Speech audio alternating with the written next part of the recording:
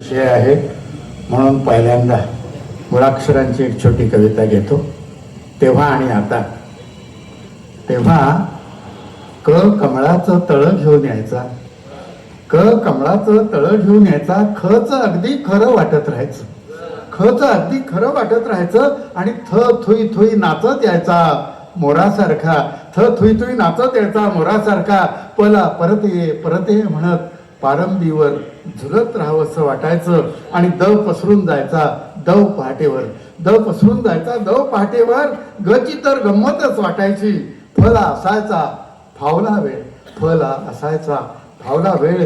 लवकर ये म्हणायचा बेलीच्या वेलांटीतून आणि हळवार पावलांनी ह यायचा हलत डुलत, हळवार पावलांनी ह यायचा हलत डुलत. माती बाजूला सारली की केशर पिवळ्या मुळाक्षरांच्या रेषा हलत राहायच्या, केशर पिवळ्या मुळाक्षरांच्या रेषा हलत राहायच्या. तेव्हा आता आता भ कुठे भरकटत गेला भलत्या दिशेने, भ कुठे भरकटत गेला भलत्या दिशेने. अला आत ये बस म्हणावंसं वाटत नाही, सकाळी सकाळी टाकून येतात तुम्हाला सांगते. अला आत ये बस म्हणावंसं वाटत नाही. ब बडबडत राहतो बार मध्ये बका बका कोंबत, ब बडबडत राहतो बार मध्ये बका बका कोंबत. क कुडतो आतल्यात दारू, क कुडतो आतल्यात काडी ओढत धुराच्या वल्यात. खच खरं खोट देवाला ठाऊ खरकट, थ थरथरतो थडग्यातल्या थडग्यात. प पळाला पार सीमेवरून पासपोर्ट घेऊन. मल्ल्या तिकडं पळायच्या आधी लिहिलेलं आहे मी तुम्हाला सांगतो. बँडगाव साहेब म्हणजे कवी हा द्रष्टा असतो, त्याला लांबचं दिसतं. कवी खड्ड्यात का पडला लांबचं बघत होता. फला फरफटत नेलं फटके दिले, फला फरफटत नेलं फटके दिले. गची गचांडी धरली मला पडला मार.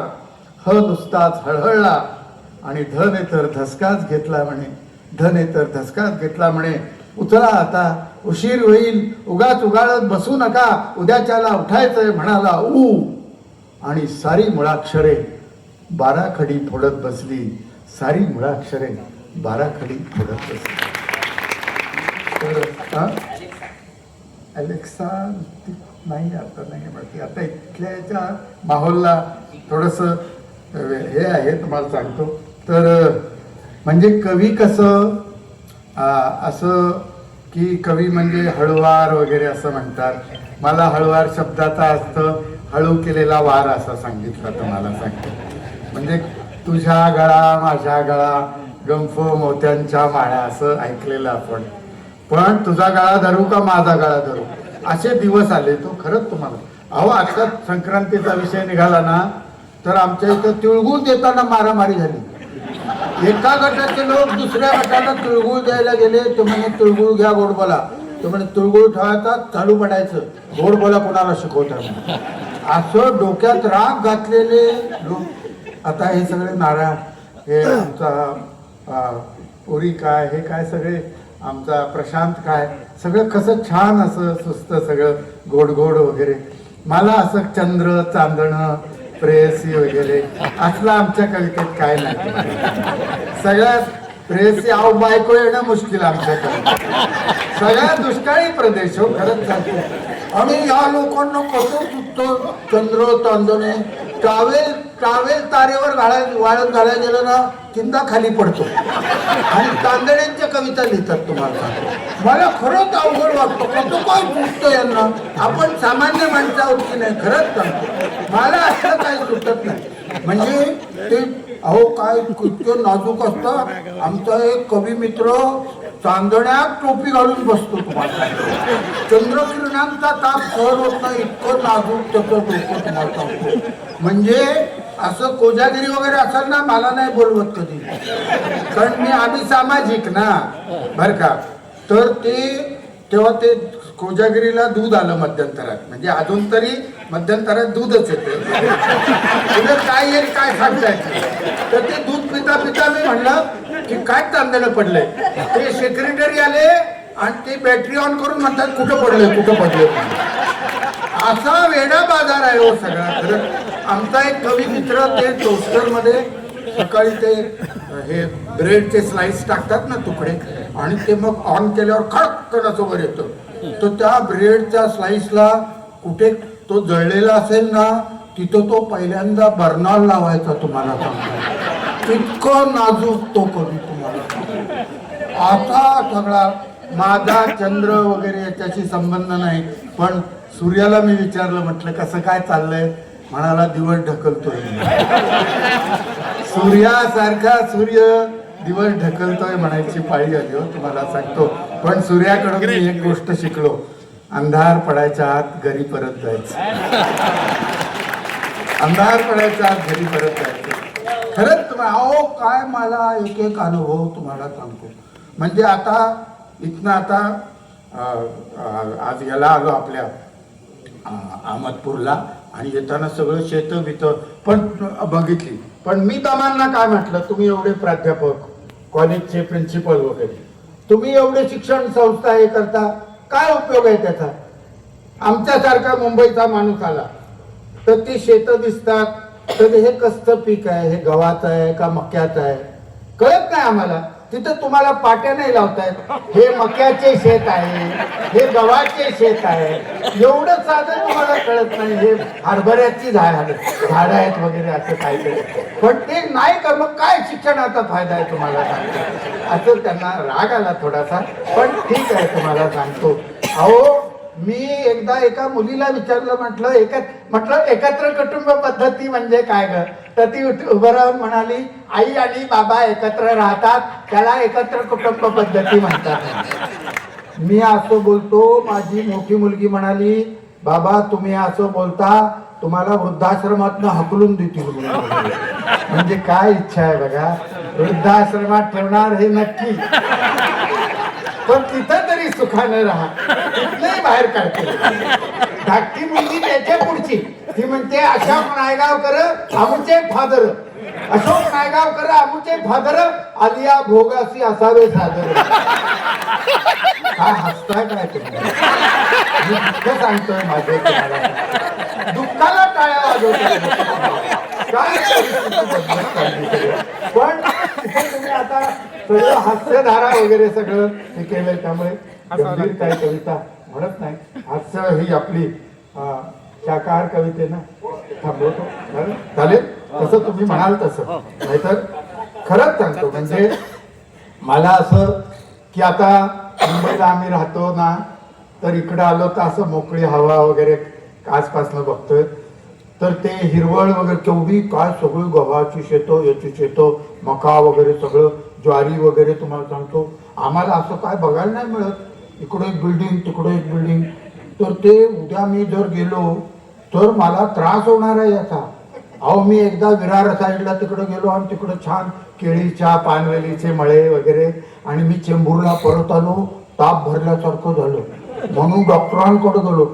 डॉक्टरांनी म्हटलं मला जरा कणकण वाटते, त्यांनी लगेच थर्मामीटर खुपसला. अहो म्हणे 2 टेम्परेचर आहे, तुम्ही आज कुठं मोकळ्या हवेत गेला होतात का? म्हटलं हो. मग तिथं काय बघितलं, म्हटलं सगळं हिरवं, सगळं हिरवी शेतं होती वगैरे, त्याचाच त्रास आहे मला, त्याचीच ॲलर्जी आहे, हिरवळीची ॲलर्जी आहे म्हणजे तुम्हाला. दात जाऊ नका. म्हटलं जाणार नाही, पण आता काही औषध करणार? औषध काय नाही, 3 दिवस गटाराच्या कडेनं चालत एकदम नॉर्मल नाही यार. म्हटलं तुम्ही डॉक्टर आहात का हैवान आहात काय? म्हटलं आम्हाला काहीतरी औषध द्या. औषध वगैरे काही नाही. हे चौकामध्ये लाल सिग्नल झाला की तिथं ते ट्रक टेम्पो वगैरे थांबतात, त्याच्या मागे जाऊन उभं राहायचं. त्या पाईप मधनं जो धूर येतो तो 5-6 दिवस आत घ्यायचा, बाहेर सोडायचा. एकदम नॉर्मल नाही यार. हे सगळं शहरी वातावरण एकदम बदललंय हो तुम्हाला सांगतो. म्हणजे आमच्या एका मित्राला मुलगा झाला म्हणून आम्ही भेटायला गेलो त्याचं अभिनंदन करायला.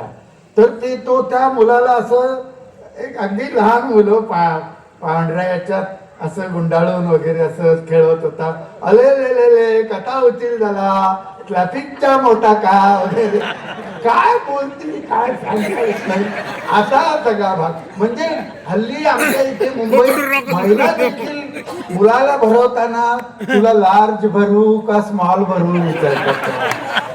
असं सगळं वातावरण बदलत चाललेलं आहे. काय खरंच तुम्हाला सांगतो, हे असंच सगळं आम्ही शहरवासीय सगळं बिघडत चाललं हो तुम्हाला. पण महिलांच्या गौरवपर सगळ्यांनी गौरव केला महिलांचा. मी पण महिलांच्या गौरवपर अनेक कविता लिहिल्या, पण त्या कविता मी नोकरीत असताना गैरसमजापोटी लिहिलेल्या.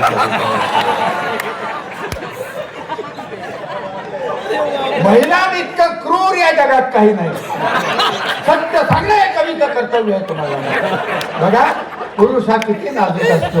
आमच्याकडे एक बॉलपेन आहे हो, तुम्हाला सांगतो. महिलांकडे लाटणं, उलटणं, धारा, तेवढ्या गोष्टी फेकून मारायला. आम्ही असं जर पेन फेकलं तर बँडेड सुद्धा नाही लावा. खरंच तुम्हाला सांगतो. म्हणजे मी जेव्हा व्हॉलंटरी रिटायरमेंट घेतली तर तेव्हा तुम्हाला सांगतो की असं जेव्हा स्वयंपाकघरात मी जेव्हा प्रवेश केला तर ते सगळं बघून, म्हणजे कसं होती मेथीची जुडी असते ना, ती अशी हातात घेऊन आपल्याला दिली ना, पुरुष किती नाजूक हृदयाचं असतं. आपण ती अशी फिरवतो. आपल्याला घाई नसते स्वयंपाकात काम, घरात काम करताना आपण फिरवतो.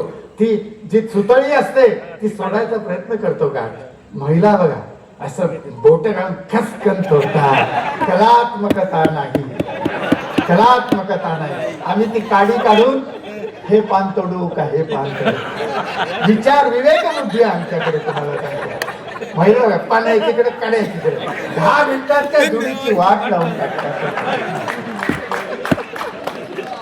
असं सगळं नारळ कथा खोतात तुम्हाला सांगतो. खोटं बोलत असेल तर आता इथून मला खाली उतरवा.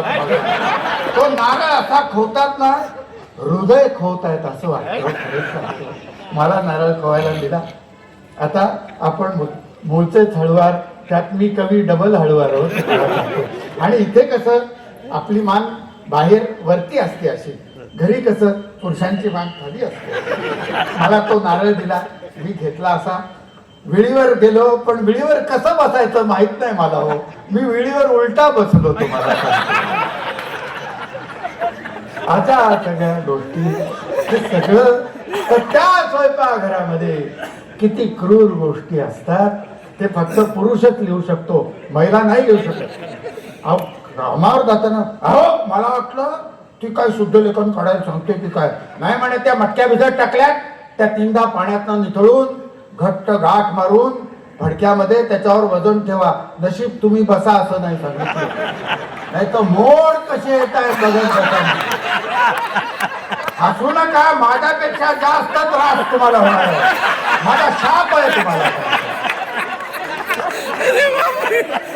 अशा सगळ्या गोष्टी माझ्या वाट्याला येतात तुम्हाला सांगतो. काय सांगणार. त्या स्वयंपाकघरातली ही कविता आहे. गळ्याशी नख खुपसून अंदाज घेत क्रूरपणे त्वचा सोलली जाते दुधी भोपळ्याची. बघा, ते दुधी हलवा करायला तो असा वाटीनं ते किंवा यानं काढतात ना साल शिरा, तुम्हाला सांगतो भयंकर. आणि बाजारात बघा, आपण जेव्हा दुधी भोपळा आणायला जातो तेव्हा त्याच्यावर बारीक लव असते. आपण असा हात फिरवतो, हळवार हात फिरवतो. महिला बघा त्या देठाशी नख खुपसतात. कवळा आहे का बघायला तुम्हाला माहित नाही, कारण बाजारात तुम्ही भलतीकडे बघत असता.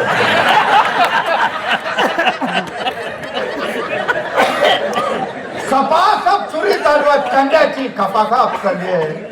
डोळ्यांची आगाप होते. शाळ्या नारळावर कोयत्याने दरोडा घातलाय. हे भाजलं जातोय वांग. मला भरून आलं बघा तुम्हाला. एक 5-6 दिवस प्रॅक्टिस केली, तुम्हालाही भरून येईल. भाजलं जातंय वांग, निथळतंय त्वचेतून पाणी टपटप. परवाच भोगी झाली, सगळ्यांच्या घरात घडलं असेल. निथळतंय त्वचेत. मी अनुभव घ्यायला बाहेर कुठं जात नाही. हे लोक सगळे दुनिया फिरतात. आपल्या घरात कविता लिहिता आली पाहिजे तुम्हाला. प्रवास खर्च वगैरे अजिबात नाही परवडत मला. हे लोक कुठं कुठं फिरतात सगळीकडे. हे भाजलं जातंय वांग, निथळतंय त्वचेतून पाणी टपटप. माणसाच्या दुःखावर अनेकांनी कविता लिहिल्या, माऊलींपासून ते प्रशांत मोरेपर्यंत तुम्हाला सांगतो. बाई दुःखाच्या वगैरे तुम्हाला. पण वांग, दुधी भोपळा याचं दुःख मांडणारा एकमेव कवी आहे. जगदीशचंद्र बोस नंतर नायगावकर असं परवा कोणतरी म्हटलं. तडतडते मोहरी हा अखेरचा फडफडाट कढीपत्त्याच्या पंखांचा उकळत्या तेलात. बघा चिवड्यासाठी ते फोडणी करतात आणि वरनं बचकाभर ते कढीपत्ता टाकतात. फडफड फडफड फडफड फड फुलपाखरं तडफडतायत असं वाटतं. आणि ही बाई त्या बाईला म्हणते काय छान तापलाय. अरे कसल्या समानतेच्या गोष्टी करतात. तिखट टाकलं जात आहे भाजीच्या अंगावर डोळ्यात. तिखट टाकलं जात आहे भाजीच्या अंगावर डोळ्यात. धारेवर किसली जात आहेत गाजरं. पिळवणूक चालली आहे आंब्याची. पिळवणूक चालली आहे आंब्याची. सर्व हारा बनली कोय. वरवंट्या खाली चिरडते मीठ मिरची. हे दुसऱ्या महायुद्धाचं पण असं वर्णन नाही. वरवंट्या खाली चिरडते मीठ मिरची. आणि बत्ता घातला जातोय बेलदोड्याच्या डोक्यात. बत्ता घातला जातोय बेलदोड्याच्या डोक्यात. फडक्याने गळा ओळून मुसक्या बांधून दह्याला फासावर चढवलंय चक्का बनवण्यासाठी. दह्याला फासावर चढवलंय चक्का बनवण्यासाठी. हे भरडले जात आहेत गहू. लाही लाही होते मक्याची ज्वारीची. भर बाजारात सुराख उपसला जातोय कलिंगडाच्या पोटात. सुराख उपसला जातोय कलिंगडाच्या पोटात. पोलीस नुसतेच बघतायत. पोलीस नुसतेच बघतायत. संत्र्या मोसंब्या केळ्यांची. संत्र्या मोसंब्या केळ्यांची वस्त्र उतरवली जातात. वस्त्र उतरवली जातात. दिवसाढवळ्या मक्याच्या कणसाला दिलंय विस्तवाच्या तोंडी. आणि वर मीठ तिखट लिंबू तोडलं जात आहे जखमांवर. हे काय चाललंय. हे काय चाललंय. ही कविता ऐकल्यानंतर इथं उपस्थित अनेक महिलांना असं वाटेल की नायगावकर हजारो वर्षाच्या ज्ञान अंधकारातून आम्ही क्रूर कृत्य स्वयंपाकघरात करत आलो. आज तुम्ही आम्हाला उजेड दाखवला. उद्यापासून त्या क्रूर स्वयंपाकघरात आम्ही पाऊल देखील टाकणार नाही. असा गैरसमज होण्याची शक्यता आहे. तेव्हा इथल्या तमाम पुरुषांच्या वतीनं तमाम भांगरगेकर कुटुंबियांच्या वतीनं मी सर्व महिलांना असं आश्वासन देतो की स्वयंपाक करणं हा महिलांचा जन्मसिद्ध हक्क आहे. आणि आम्ही पुरुष मंडळी कधी त्या फंदात पडणार नाही. कधी त्या फंदात पडणार नाही.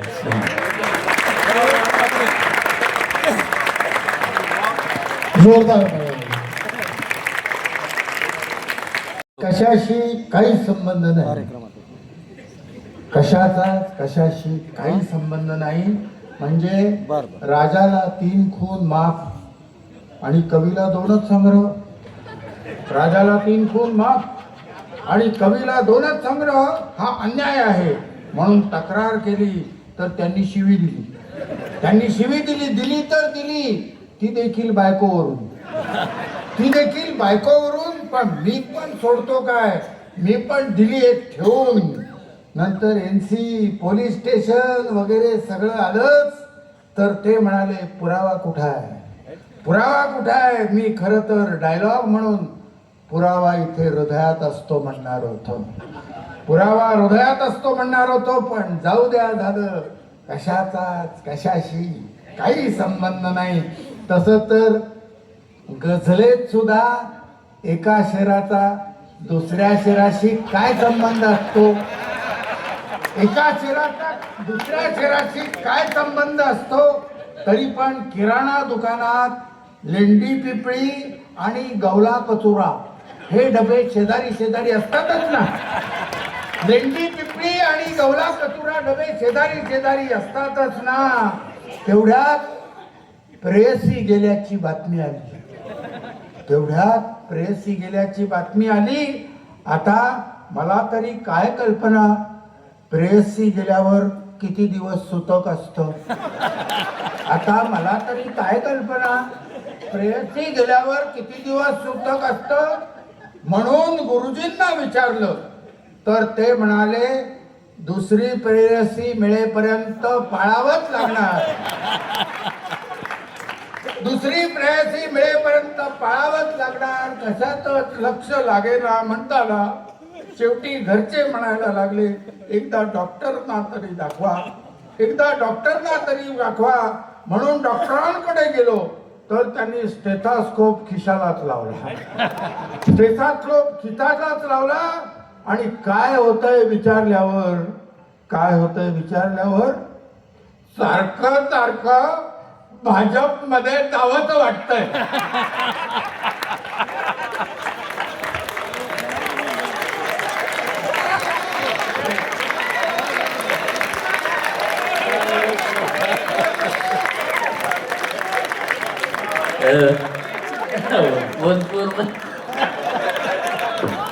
सारखं सारखं भाजपमध्ये जावंच वाटतंय.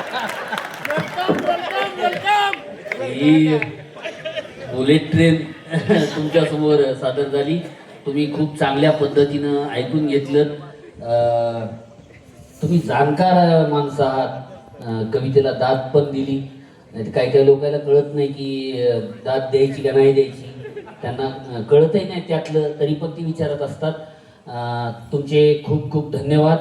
आणि ही मैफल आम्ही आमचे अध्यक्ष नायगावकर काका यांच्या या शेवटच्या रचनेनंतर इथंच थांबवत आहोत. खूप खूप धन्यवाद. आणि मैफिलीचा या कार्यक्रमाचे आभार मानण्यासाठी मी अरविंद अंगरगेकर यांना विनंती करतो.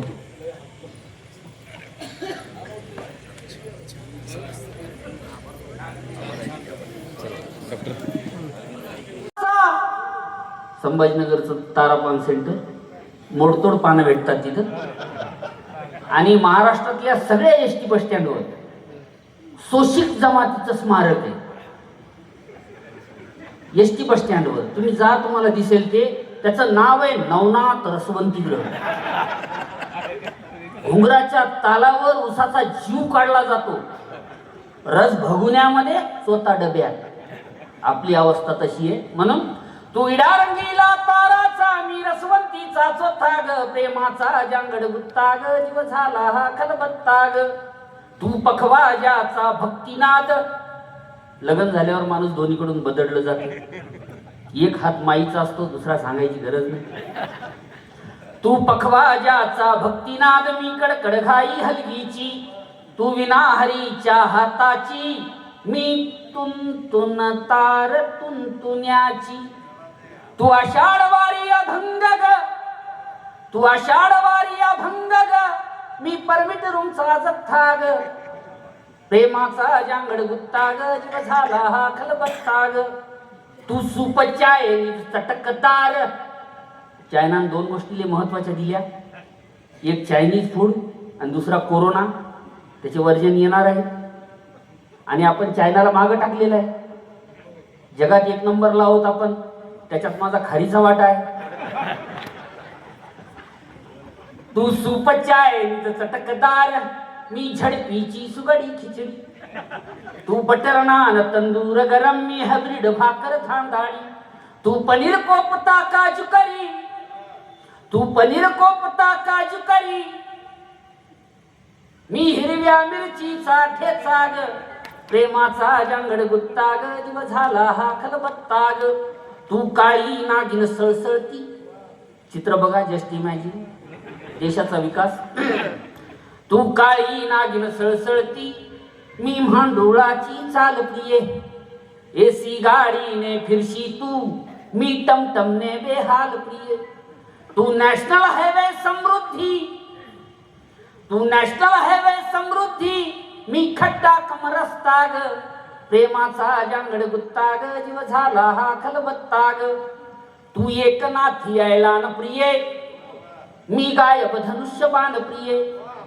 तो नंतर आला होता म्हणून लिहिलं. एकनाथी ऐलान सगळ्यांनाच माहित आहे. झालं स्वातंत्र्य म्हातार, देश हा आला डबघाईवर. हाताला इंडियाचा आधार, कमळदल हसते खुद खुद फार. घड्याळी लंब कहा बेजार जी जी जी, घड्याळी लंब कहा बेजार जी जी जी. आदेश शेठचा नवा, आदेश शेठचा नवा, की भरली देवेंद्राची सभा. एकनाथ उभा सुरतेचा सुभा, मार्ग हा गुवाहाटी गोवा. यावेळेसही बंद आहेत ते, तिकडे नाही मुंबईत. मार्ग हा गुवाहाटी गोवा. अजितचा नवा लूक पहावा हजी. निघाले धून कष्टाचारी मशीन लई भारी. निघाले धून कष्टाचारी मशीन लई भारी. CBI ED detergent. CBI ED detergent. युक्तीचा घमघमाटी सेंट. लागली जनतेची वाट जी जी. लागली जनतेची वाट जी जी. सॅन दियागो मेक्सिकोच्या त्या बॉर्डर पर्यंत तिथे ह्या कविता म्हटल्या. लोकांनी मराठी माणसं आपली घरनं सगळे कोणी पुरणपोळ्या घेऊन येतं, कोणी वडे बनवून येतं, आणून येतं. आणि अशी जी मंडळी आहेत ना ती सगळी जगभर आहेत. तुम्हाला सांगतो त्या टाटा पॉवर टाटा सन्स का टाटांच्या ज्या मोटारी बनवतात इंग्लंडमध्ये जी बॅटरी फॅक्टरी आहे तिथं मला बोलवलेलं गणपतीला. पण गणपती तेव्हा राणीचं निधन झालं आणि त्यानंतर त्यांनी पितृ अमावस्येला गणपती बसवला. मला बोलवलं होतं. 100-150 लोक 250 लोक फेटे घालून, कोल्हापुरी फेटे घालून आणि जवळजवळ 40-50 ढोल ढिडीपांग म्हणत सबंध अशी मिरवणूक काढलेली. आणि ती ब्रिटिश मंडळी सगळं ते बघत होती. तुम्हाला सांगतो हे जे मराठीचं कौतुक आहे ना ते इथे पेक्षा बाहेर जास्त बघायला मिळतं.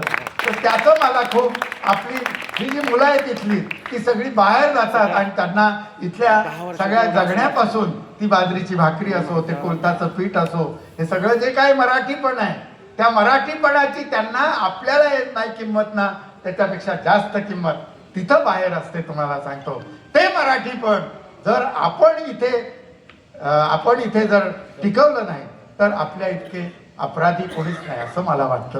म्हणून मी तुम्हाला भीक मागतो. खरंच सांगतो मराठीच्या दारी कार्यक्षण भरी. लाज वाटे कारे माऊलीची. दारावर पाठी मराठीत लावू. भाजीपाला घेऊ मराठीत. नाक्या नाक्यावर मिळावी भाकर. सुटावा पापुद्रा मराठीचा. आणि बऱ्या बोलाने गा बोला मराठीत. तुकयाचे हाती सोटा आहे. तुकयाचे हाती सोटा आहे. कार्यानं मला पुत्ररत्न सुद्धा तुळजापूरमध्येच प्राप्त झालं.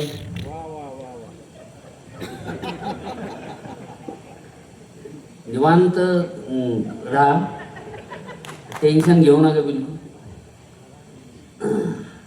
म्हणजे तुळजापुरामध्ये साक्षात जगदंबा निवास करत होती, करते. माझ्या घरात चंडी. सगळीकडे असं अदलून बदलून असतं. बायकोच्या संदर्भानं अविनाशनं कविता सादर केली. सुडा त्याचं नवीन नवीन भाजलेलं आहे.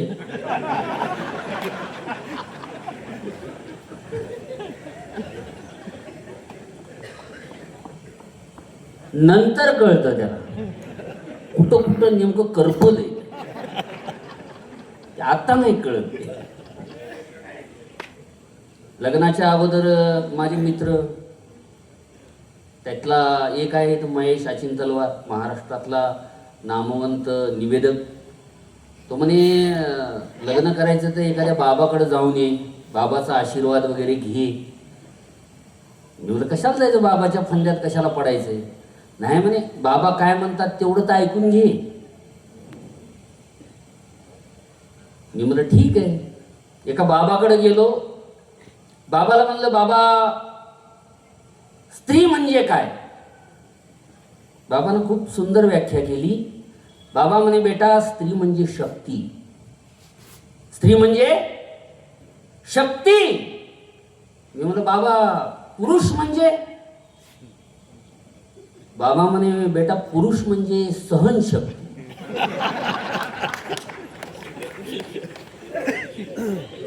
लग्न करायचं. मी बाबाला दुसरा प्रश्न विचारला. बाबा म्हणलं लग्न म्हणजे काय. तर बाबा म्हणे बेटा लग्न म्हणजे दोन आत्म्यांचं मिलन. काय किती म्हणजे सूचकता आहे याच्यामध्ये. लग्न म्हणजे दोन आत्म्यांचं मिलन. हे मिलन झाल्यानंतर त्याच्यातला एक आत्मा परमात्म्याला भेटण्यासाठी तडफडत राहतो.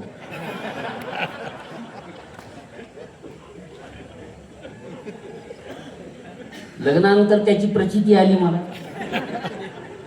लग्नानंतर बाबाकडे गेलो मी म्हणलं बाबाला, बाबा बायको धाकत नाही राहत. बाबा म्हणे काय? मी म्हणलं बायको कंट्रोल मध्ये नाही राहत. बाबा म्हणे येड्या, मी राहिली असती तर बाबा झालो असतो. या अशा सगळ्या गोष्टी आहेत. संभाजीनगरला राहायला गेलो. माझा एक मित्र बायकोचा हात हातात घेऊन मार्केटमध्ये फिरत होता. नाही, त्याच्याच बायकोचा हात नाही, गैरसमज होता. ते आमचा एक मित्र फोनवर बोलत होता. 10 मिनिटं झाले, 15 मिनिटं झाले, अर्धा तास झाला, पाऊण तास झाला. मी म्हणलं अरे बोलायला कोणाला? ते म्हणजे बायकोला. मी म्हणलं अबे तुझ्या लग्नाला एवढी वर्ष झाली आणि एवढा वेळ बायकोला बोलतो? ते म्हणजे आपली थोडीच आहे. हे गैरसमज होता. त्याच्यामुळं ते हात घेऊन फिरायला लागला. ते बघितलं मी आणि माझ्या डोळ्यात असं टचकनी पाणी आलं. मी म्हणलं अबे तुझा बायकोवर किती जीव आहे, बायकोवर किती प्रेम करतो तू? ते म्हणे येड्या तसं नाही, हात सोडला की दुकानात घुसते.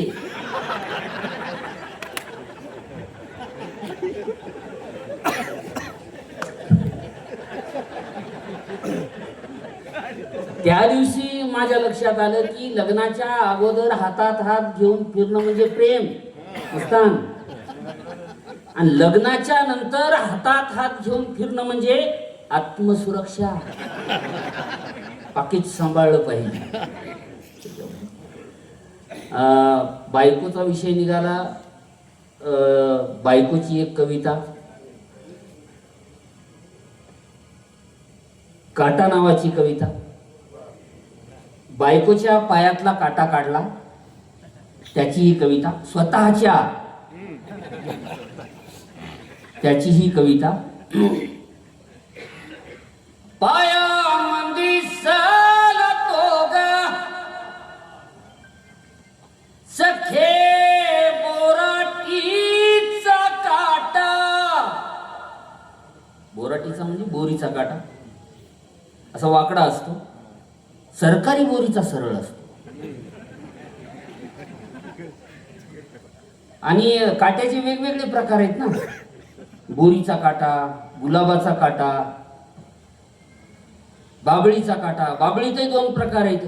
एक शाण्या बाबळीचा काटा,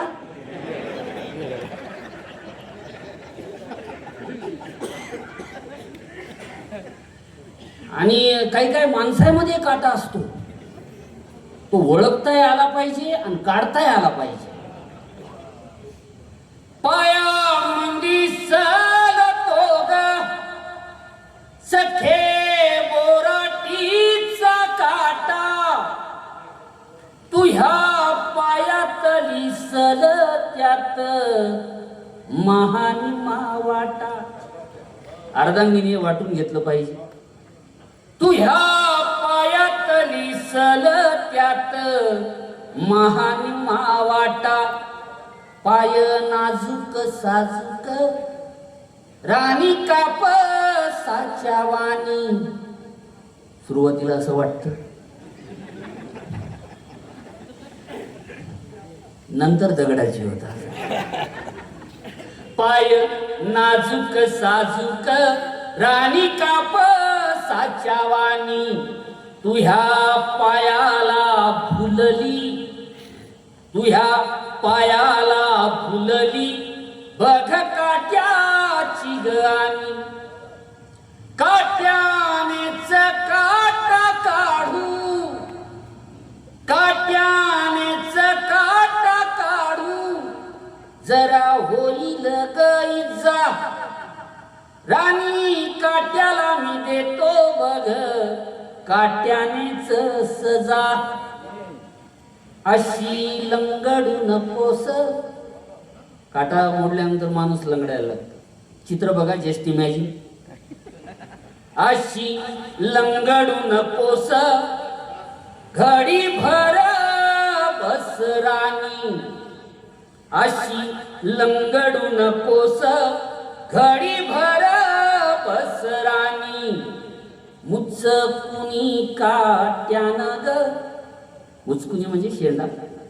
मुचकुनी काट्यानं ग झाली गाजराच्या वाणी, तुहा मखमाली पाय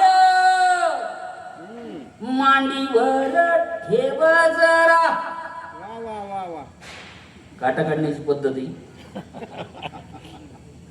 आमच्याकडे असा काढला जातो. प्रत्येकाची पद्धत वेगवेगळी असते. तुहा मखमाली पाय मांडीवर ठेव जरा, थुक्का लावतो बोटानं, थुक्का लावतो बोटानं पाय करतो साजरा. नको आईचा गजर. काटा काढताना आई ग मेले, अरे बापरे, आपल्याला वाटतं जाती काय. आपलं नशीब तेवढं चांगलं नसतं. नको आईचा गजर, नको आईचा गजर, आई तुही माहेरात. नको आईचा गजर, आई तुही माहेरात. बये शेजारी पाजारी, बये शेजारी पाजारी येगळच बघतात. बघ निघाला ग काटा, धरतळ हातामंदी. संस्कृतीनं काय सुंदर शिकवलंय आम्हाला की काट्याला पण तळ हातावर मिरवलं पाहिजे. आणि लहानपणी ज्यांना ज्यांना काटा मोडलेला आहे त्यांनी हा खेळ खेळलेला आहे.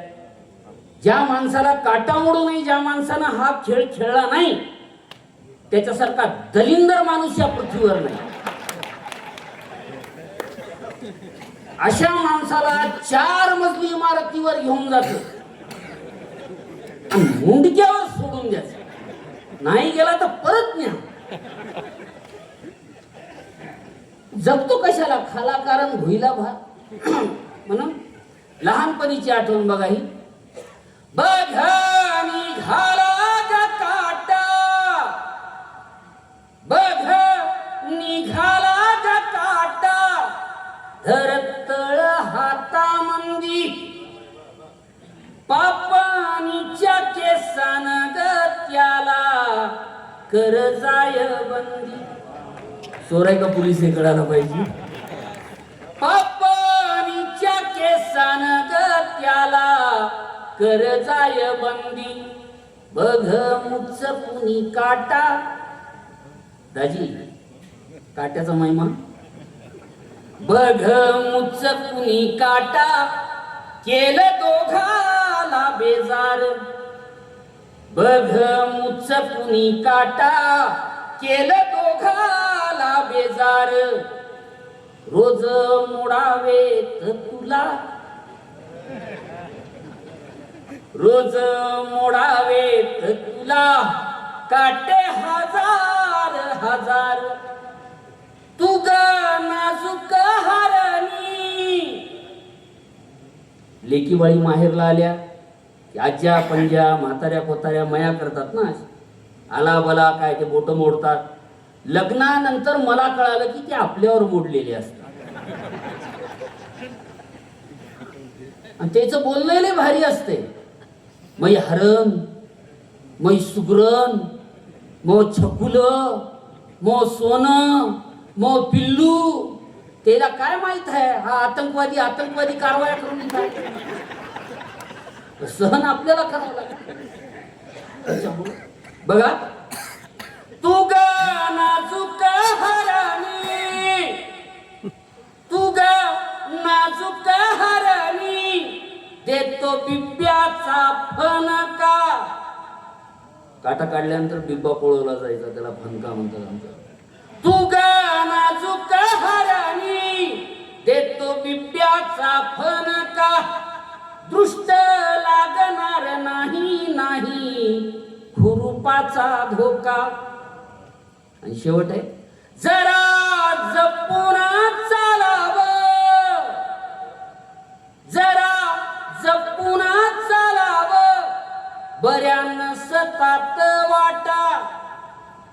वाटा का बऱ्या राहिल्या नाहीत? कारण भाऊ, भैया, दादा, भाई हे जिव्हाळ्याचे, मायेचे आणि आधाराचे शब्द होते. आज भाई दहशतीत बदलला, दादा दहशतीत बदलला, भैया दहशतीत बदलला, भाऊ दहशतीत बदलला. सगळ्यांना एवढीच विनंती आहे की आपण या शब्दाचं पावित्र्य जपलं पाहिजे. म्हणून जरा जपून चालावं, बऱ्यांना सतात वाटा, बाई टपून हसतो वाट वाट बर.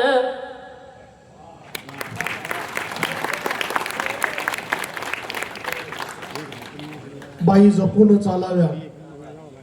ते वाटेवर जे काटे उभे आहेत ते काटे दाखवून देण्याचं काम कवी सतत करत आलेलं आहे आणि आजच्या पिढीचा प्रतिनिधी असलेल्या नारायणपुरी सुद्धा ते करत आलेलं आहे. तुम्हा सगळ्यांना एक गाणं त्या काळात आलेलं आठवत सुद्धा असेल की चोली के पीछे कहू मी, होतं ना गाणं एक, चोली के पीछे क्या है, असं गाणं आलं होतं. पण असं गाणं आल्यानंतर खरा कवी या गाण्याला प्रतिक्रिया काय देईल? मंगेश पाडगावकरांनी त्याच वेळी त्रिवेणी नावाचा जो त्यांचा गझल संग्रह आला त्यामध्ये यावरच स्वतंत्र गझल लिहिली आणि म्हटलं की चोली के पीछे कहू मी काय आहे, चोली के पीछे कहू मी काय आहे, ऐक रे भडव्या तुझी मी माय आहे. कवी मातृशक्तीचा धिक्कार कधीच करत नाही. बहिणाबाई चौधरी त्यांच्या शेतामध्ये काम करायला लागलेल्या होत्या आणि माहेरचं गाणं गात होत्या. सारखं माहेरचं गाणं त्यांच्या ओठावरती होतं आणि बाजूला जख्ख म्हातारा झालेला एक बोवा बसलेला होता ध्यान लावून. आणि त्याचं ध्यान सुरू असताना बहिणाबाईच्या माहेरचं गाणं कानावर जायचं आणि त्याचं जे ध्यान आहे ते भंग पावायचं. त्याला वाटायचं काय ही बाई माहेर माहेर माहेर लावलं या बाईनं, हिच्यामुळे माझं तपश्चर्यामध्ये भंग व्हायला लागला. मग त्या जोग्याला जरा राग आला आणि तो तिलाच म्हणाला, बहिणाबाई चौधरींना, की काय लावलंय म्हणे तो माहेर माहेर माहेर, सदा माहेर माहेर आहे गाणं तुझ्या ओठी, सदा माहेर माहेर आहे गाणं तुझ्या ओठी. मग माहेर सोडून सासरले आली कशासाठी? माहेरीच राहण्या, मग माहेर सोडून सासरला कशाला आली? कविता इथे सुरू होते. कवी बोलतो म्हणजे वीज काहीतरी सांगतोच नाही, आणि कवी काय सांगतो याच्यापेक्षा तो काय सुचवतो हे जास्त महत्वाचं असतं. व बहिणाबाई चौधरींनी दिलेलं उत्तर खूप मोठं आणि समर्पक आहे. बहिणाबाई म्हणाल्या, बुवा तुझे केस पिकले, तू जखम म्हातारा झालायस, आज ना उद्या तुझं पिकलं पान गळून जाणार आहे, इतकं ध्यान लावून बसलास तरी तुला अजून कळालं नाही की मी माहेर सोडून सासरला कशासाठी आले? आणि मग बहिणाबाईंनी कवितेतूनच सांगितलं की देरे देरे जोग्या ध्यान, देरे देरे जोग्या ध्यान, ऐक काय मी सांगते, देरे देरे जोग्या ध्यान, ऐक काय मी सांगते, लेकीच्या माहेरासाठी माय सासरी नांदते. माझ्या लेकीला हक्काचं माहेर मिळावं म्हणून माझं माहेर सोडून मी सासरी आले. इतकं ध्यान लावून जखम म्हातारा झालेल्या तुझ्यासारख्या बुवाला हे कळत कसं नाही? कविता इथं बोलायला लागते हो. पण काय, खरी कविता कळण्यासाठी आपल्याला अंबाबाईच्या चरणी जाऊन नतमस्तक सुद्धा व्हावं लागतं. करुणेचा विस्तार करणारी अंबाबाई आहे. चारीही वेद जिच्या समोर येऊन श्रमतात ती अंबाबाई आहे. 2 नास्तिक आणि 4 आस्तिक असे 6ही विवाद जिच्या समोर श्रमतात अशी अंबाबाई आहे. आणि तिच्या त्या करुणा विस्तारी रूपाचं वर्णन करत असताना संत नरहरी सुनरांनी जे सांगितलं त्याच्याकडे आपल्याला जाता नाही आलं की गोंधळ होऊन बसतो. तोच गोंधळ होऊन बसला ना आपल्या सगळ्यांचा.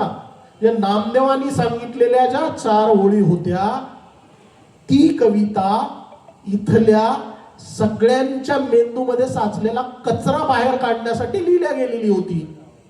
घालीन लोटांगण वंदीन चरण, डोळ्यांनी पाहीन रूप तुझे. डोळ्यांनी पाहीन रूप तुझे म्हणले की मधले सगळे दलाल एका क्षणात बाहेर फिरकावून लावले. घालीन लोटांगण वंदीन चरण, डोळ्यांनी पाहीन रूप तुझे, प्रेमे आलिंगीन अनंत पूजिन, भावे ओवाळीन म्हणे नामा. भावे ओवाळीन ही क्रांती आहे. शिदा गेला, दक्षिणा गेला, फुलं गेली, फळं गेली, तूप गेला, पैसा गेला, सगळं एका क्षणात संपवलं आणि सांगितलं भावे वाळीन म्हणे नामा. आणि हीच गोष्ट तर बहिणाबाई चौधरींनी सांगितली ना.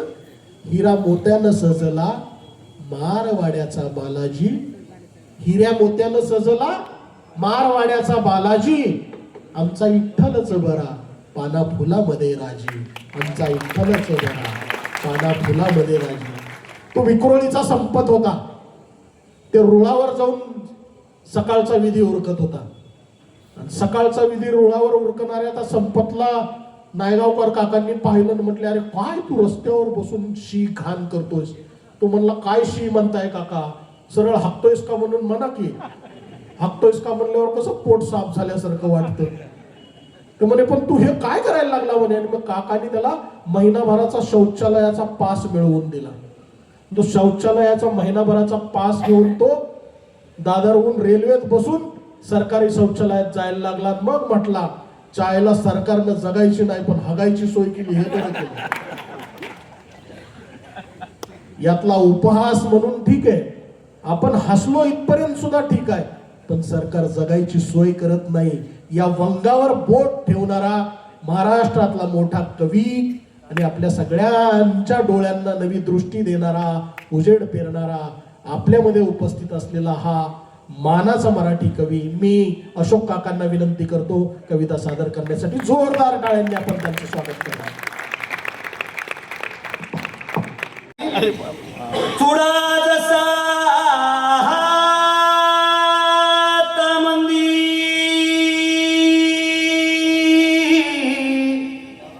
चुडा जसा हातामंदी तसा जीव गुंतलेला. चुडा जसा हातामंदी तसा जीव गुंतलेला.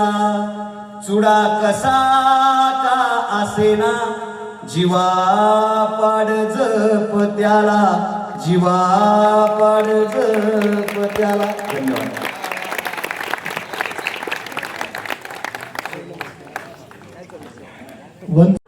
माझी नजर भाऊक त्याला सारेच ठाऊक. तुझ्या नाजूक हातात तुझ्या चुड्याचा दिमाख नाही चालणार राणी. तुझ्या चुड्याचा दिमाख नाही चालणार राणी. हात हातात घेताच वाज कर बैमानी. आढ्यावर चाग थेंब, आढ्यावर चाग थेंब तस तुटत यामन. जशी पिचती बांगडी तस पिचत यामन, तस पिचत यामन. तुझ्या हातातला चुडा सखे असा खुणावतो. तुला मिठीत घेतो मी बिचाऱ्याचा जीव जातो.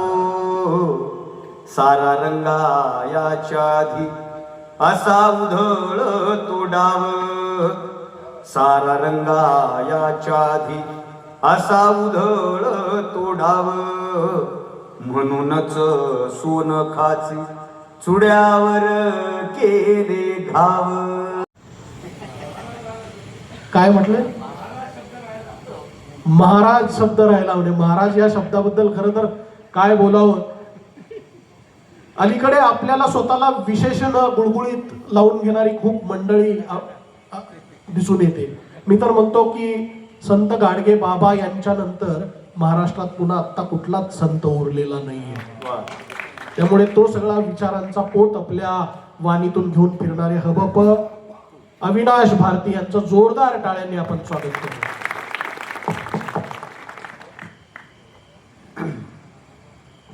नमस्कार.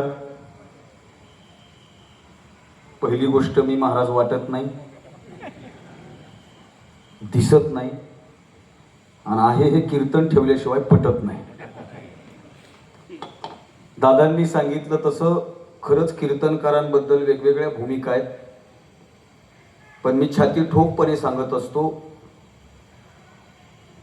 डोक्यात नथुराम घेऊन फिरणारा मी कीर्तनकार नाही, तर विचारांचा तुकाराम घेऊन फिरणारा कीर्तनकार आहे. कीर्तनकारासारख्या पुरस्कार 2026 आणि यासाठी मंचावर उपस्थित असलेल्या सर्व सन्माननीय मान्यवरांना व मंचासमोर उपस्थित असलेल्या सर्व सन्माननीय मान्यवरांना प्रथम सप्रेम नमस्कार करतो आणि मानपत्राचे वाचन करतो. आदरणीय अशोकजी नायगावकर साहेब, ज्येष्ठ कवी, आज आपण हे मानपत्र प्रदान करत असताना आमच्यासाठी हा आनंदाचा तसेच धन्यतेचाही क्षण आहे. मानवतेच्या विचाराचा अंगीकार, जागृत समाजभान, निरपेक्ष वृत्तीने साहित्य क्षेत्रात योगदान आणि हसवणूक करत प्रबोधन करणाऱ्या व्यक्तिमत्वाचा यथोचित गौरव करण्याचे भाग्य आम्हास लाभलेले आहे. स्वर्गीय आमदार साहेबराव हंगरगेकर यांचे स्वातंत्र्यपूर्व काळापासून समाजकारण, राजकारण, शिक्षण, साहित्य अशा विविध क्षेत्रात मोलाचे योगदान राहिलेले आहे. साहित्य आणि वाचन चळवळीमध्ये स्वर्गीय साहेबराव हंगरगेकर यांचे विशेष योगदान राहिलेले आहे. विविध क्षेत्रात मोलाचे योगदान देणाऱ्या स्वर्गीय आबांच्या स्मृतिप्रित्यर्थ आपणास आदरपूर्वक व सन्मानपूर्वक हे मानपत्र प्रदान करत आहोत. आदरणीय सर, आधुनिक महाराष्ट्राच्या सांस्कृतिक साहित्यिक क्षेत्रात आपले योगदान उल्लेखनीय आहे. उपहास, विनोद यातून व्यक्त झालेल्या आपल्या कविता आणि चिंतनशील, गंभीर आणि सामाजिकता जपणाऱ्या कविता यातून मराठी कवितेला एक वेगळी दिशा दिली आहे. आधुनिक महाराष्ट्राच्या साहित्यिक वाटचालीत आमच्यासह सर्वांसाठी आपले स्थान दिशादर्शक तसेच मार्गदर्शक आहे. आपले प्रेरणादायी व्यक्तिमत्व आमच्यासाठी तसेच महाराष्ट्राच्या एकूण साहित्यिक, सामाजिक, सांस्कृतिक वाटचालीसाठी बळ देणारे आहे आणि आपल्या विचारांचे बळ सोबत घेऊन आपल्या वाटेवर आम्ही चालू शकू ही भावना आमच्या मनात आहे. आज या पुरस्कार व मानपत्र प्रदान सन्मान सोहळ्याच्या निमित्ताने आपला गौरव करताना आम्ही सर्व हंगरगेकर परिवार, तुळजापूरवासीय धन्यता मानत आहोत. आपल्या हातून यापुढेही मार्गदर्शक साहित्य सेवा घडवू, आपणास निरामयी दीर्घायुष्य लाभो ही तुळजाभवानी चरणी प्रार्थना करतो आणि धन्यवाद देतो.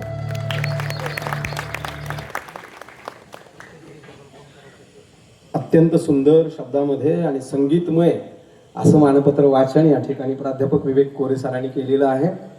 मला आबांच्या बाबतीत असं म्हणावं असं वाटतं की शब्दांचे तुम्ही पुजारी, दैवत तुमची लेखणी, अक्षरांचेच मंदिर तुमचे, त्यात साहेबराव आबा ही मूर्ती देखणी. इतकं सुंदर पद्धतीचं काम आबांचं आहे आणि त्याच कामाचं अत्यंत छान पद्धतीनं मानपत्राचं लेखन दास पाटील यांनी या ठिकाणी केलेलं आहे. यानंतर आजचा जो मुख्य कार्यक्रम आहे तो पुरस्कार वितरण